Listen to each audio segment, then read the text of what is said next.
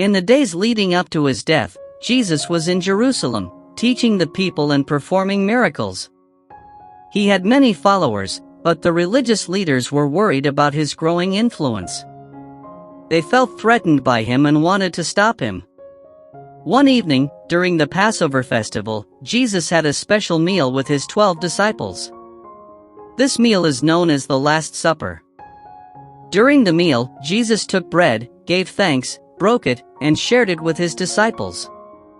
He said, "This is my body, given for you. Do this in remembrance of me." Then he took a cup of wine and said, "This cup is the new covenant in my blood, which is poured out for you." He was preparing them for what was about to happen. After the meal, Jesus went to a garden called Gethsemane to pray. He was feeling very troubled and knew that his time was near. He asked his disciples to stay awake and pray with him, but they fell asleep. Jesus prayed earnestly, asking God if there was any other way to save humanity, but he ultimately said, "Not my will, but yours be done." While he was praying, Judas Iscariot, one of his disciples, arrived with a group of soldiers and religious leaders. Judas had betrayed Jesus for 30 pieces of silver. He approached Jesus and kissed him, signaling to the soldiers that this was the man they were to arrest. The soldiers seized Jesus and took him away. The disciples were frightened and scattered, leaving Jesus alone. He was taken to the high priest, where he was questioned and falsely accused. The religious leaders wanted to find a reason to put him to death. They brought in witnesses, but their testimonies did not agree. Finally, the high priest asked Jesus directly, "Are you the Messiah, the Son of the Blessed One?" Jesus replied, "I am. And you will see the Son of Man sitting at the right hand of the Mighty One and coming on the clouds of heaven." This statement angered the high priest, who tore his clothes and declared that Jesus had spoken blasphemy. The religious leaders decided that Jesus must die. They took him to the Roman governor, Pontius Pilate, because they did not have the authority to execute anyone. Pilate questioned Jesus, asking if he was the king of the Jews. Jesus answered, "You say so?" Pilate found no basis for a charge against him and wanted to release him. However, the crowd that had gathered demanded that Jesus be crucified. Pilate tried to reason with them, but they shouted louder, "Crucify him! Crucify him!" To appease the crowd, Pilate finally gave in to their demands. He washed his hands in front of them, saying, "I am innocent of this man's blood. It is your responsibility." The crowd responded, "His blood is on us and on our children." With that, Pilate handed Jesus over to be crucified.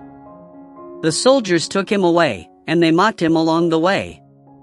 They put a crown of thorns on his head and dressed him in a purple robe, pretending to honor him as a king.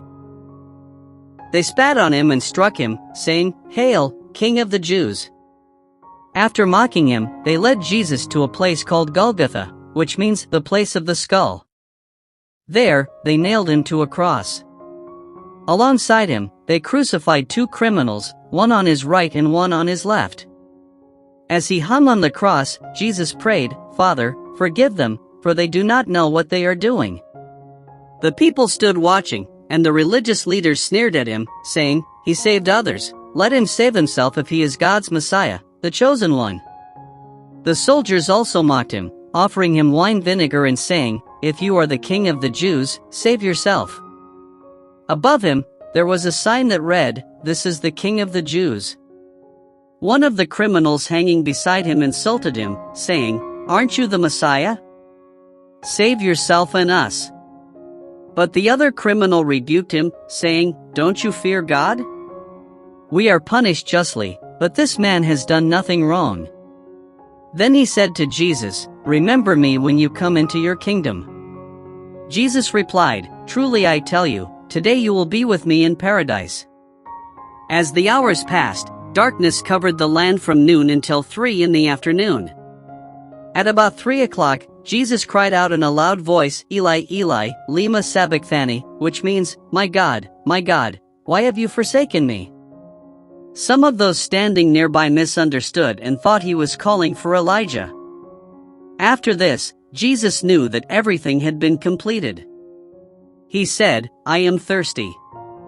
A jar of wine vinegar was there, so they soaked a sponge in it, put the sponge on a stalk of the hyssop plant, and lifted it to Jesus' lips.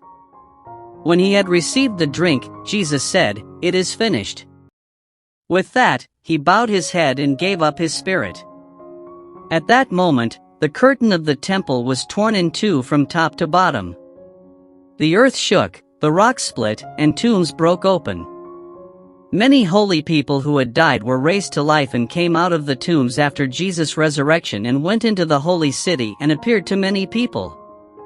When the centurion and those with him who were guarding Jesus saw the earthquake and all that had happened, they were terrified and exclaimed, "Surely he was the Son of God."